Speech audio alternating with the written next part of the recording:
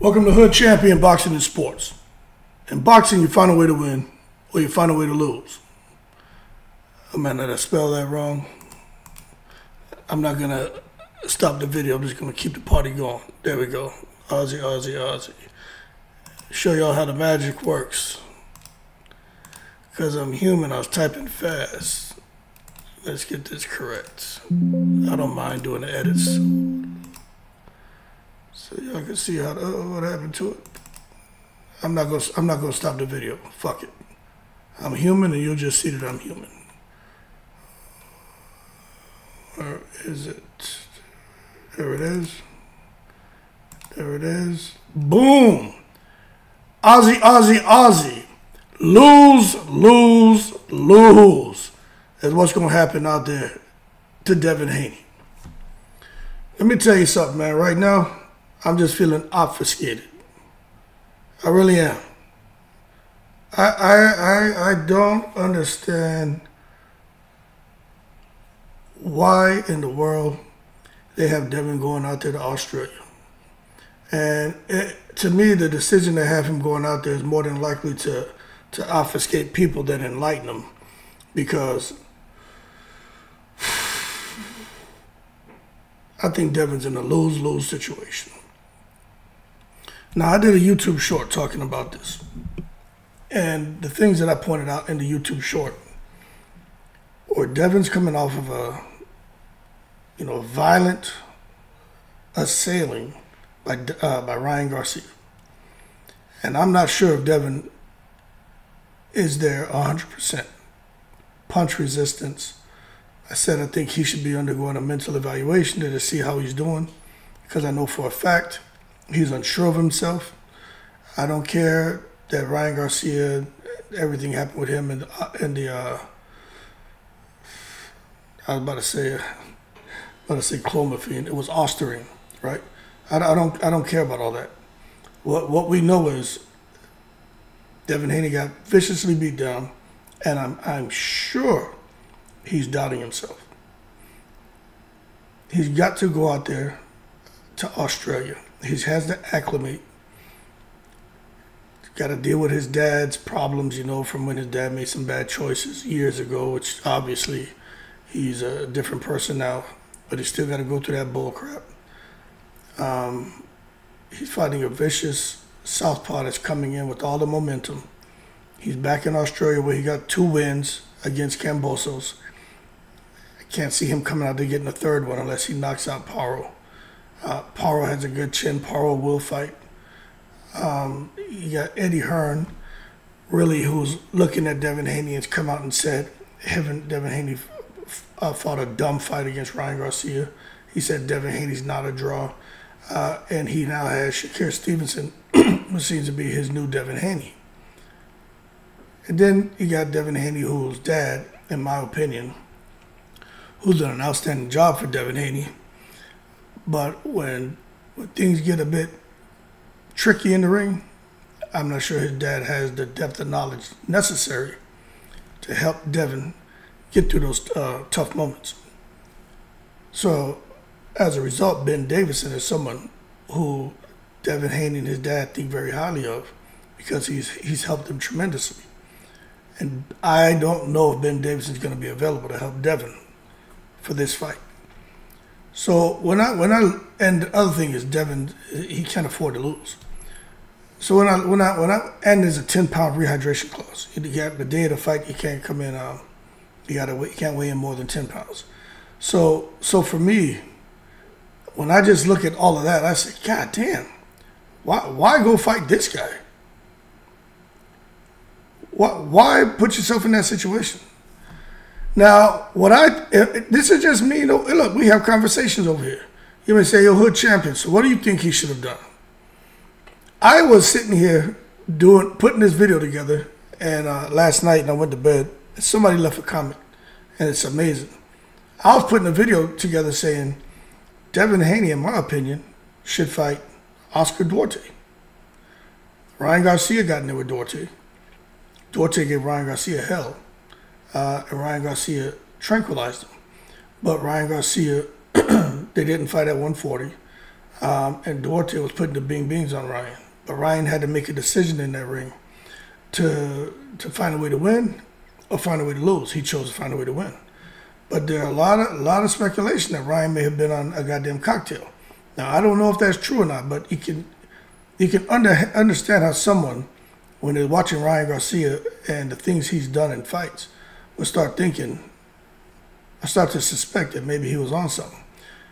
But at the same time, you got to hold your horses and not take it to the stupid, because you go and you peel the layers back and look at him when he was a little kid, 7, 8, as an adolescent, he was knocking people out with that left hand. So there's something special about Ryan.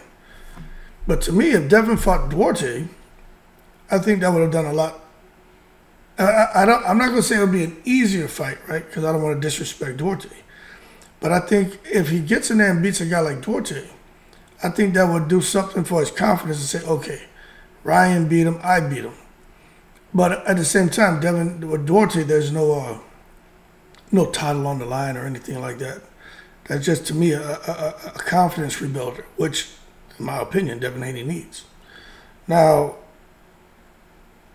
when you look at this landscape of 135, 140, I look at how Shakur Stevenson fought Haratunian, right? Frank Martin fought Haratunian. Haratunian lost, then he fought Shakur. And when I look at that, and I say to myself, if these guys are going to take opponents that recently lost to someone who was like their arch nemesis, right? Why wouldn't Devin Haney and his team have gone a different route for Devin, like a Duarte route or something else? Now, let me see something. When I take a look at this damn 140-pound division, right? First thing is, Devin says making 140 is impossible. So the man's going to make it again for Paro, for a title. So he's forcing himself to do something he doesn't want to do. Let me tell you something. You know what I learned in life? Don't force things. You don't do it, because nothing will work out.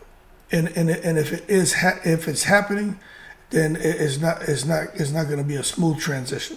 There's always going to be some kind of headache, some kind of hiccup, and there's only going to be challenges you're going to face. That the only way you overcome it is if you stop.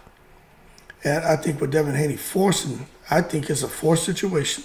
Eddie Hearn using him, feeding him to Paro, for Paro to get another big win, because Eddie Hearn has a vested interest in Australia, right? He talked about Devin Haney not showing the loyalty to him that he would have hoped for, and to see him come now and have Devin Haney and them working with Eddie, I think Devin Haney and his dad are desperate. Remember, Eddie Hearn said, now remember, these are my words, Eddie Hearn said, Devin and his dad, he came to him about the Paro fight. They didn't seem to have much of an interest. He was aware that Devin's dad was talking to multiple people, trying to get the most money possible, which is what he's supposed to do. And that left a little bit of a thorn in Eddie Hearn's side. You could tell he didn't like that. So when I see this fight being made, I'm like, this is crazy. But Devin gave up his WBC strap, right? Now, he didn't want to fight Sando Martin. Let me tell you something. I think Sando Martin would have beat Devin Haney. I think Devin Haney and his team feel that stylistically Sando Martin was a horrible matchup for him. He's just as tall, just as long, outstanding boxer. Some people, arguably say that Teofimo Lopez lost to Sando Martin. Okay?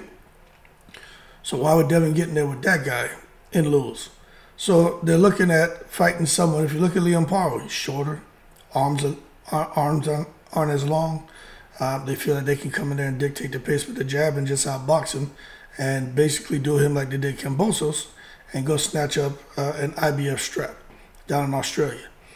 So to me, what they're doing is what they've always done with Devin Haney, is try to ensure that he has the upper hand going into a fight. I just think the one advantage Devin Haney always had, there's two advantages that he's always had. One is just being having the reach and the speed and being able to really use that jab and control his opponents, right? The second thing is the weight. I'm just not so sure he's gonna be that much bigger than Liam Paro in the ring, and I don't think him. I think his inability to rehydrate, 15, 20 plus pounds, right?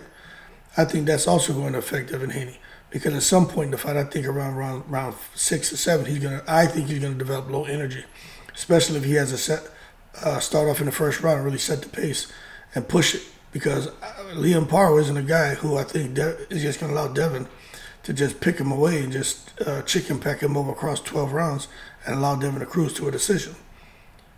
But anyway, when I take a look at a 140-pound landscape and look at the champions, you got Jose Valenzuela, got the WBA strap.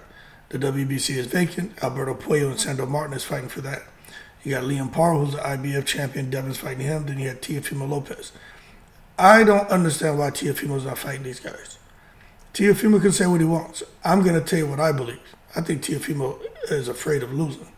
If Teofimo and Devin Haney fought, I think Devin Haney beats him. I think Devin Haney would just out-jab him, and Teofimo would get frustrated.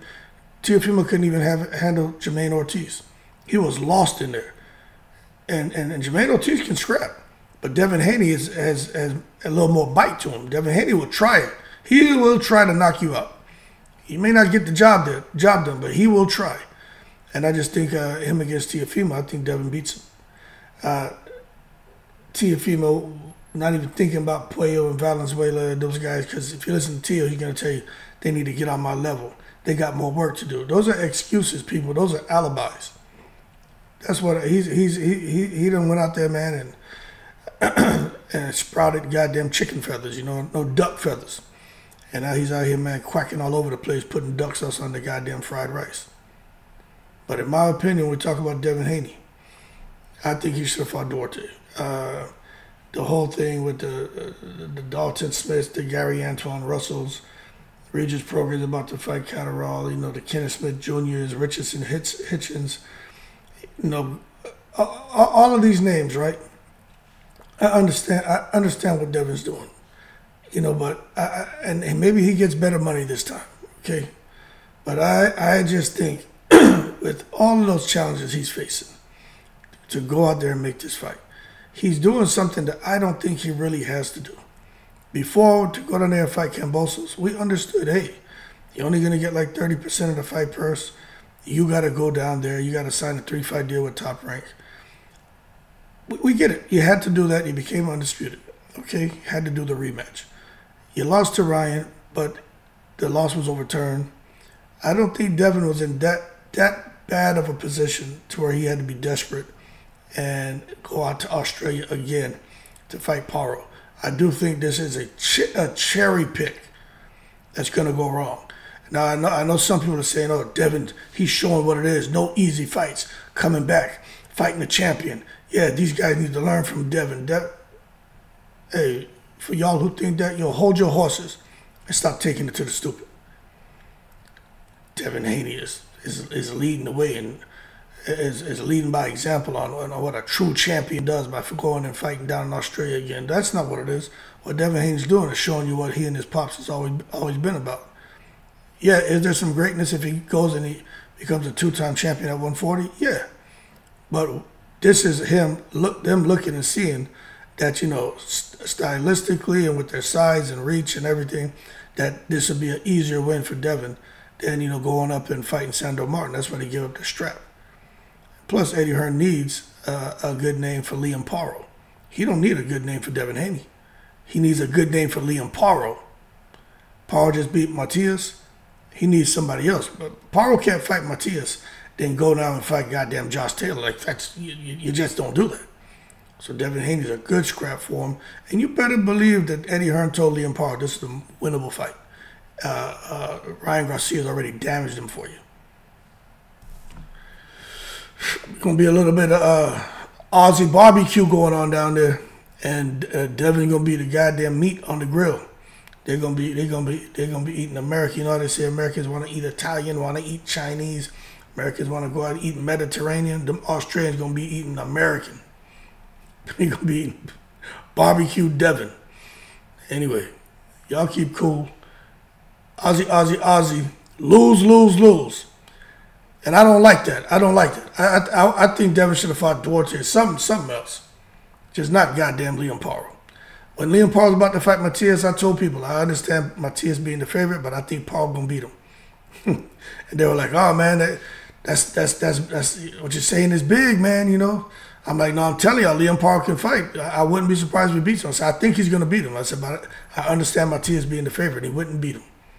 And now he's about to fight Devin. I'm saying the same shit. I think Devin got everything it takes. I just don't think he's the same. I don't think he's the same after Ryan Garcia went in there and annihilated him. So again, the fact that they're putting Devin in there with Liam Paro has me a bit obfuscated. So we'll see what's up. Keep cool. I'm in the breeze.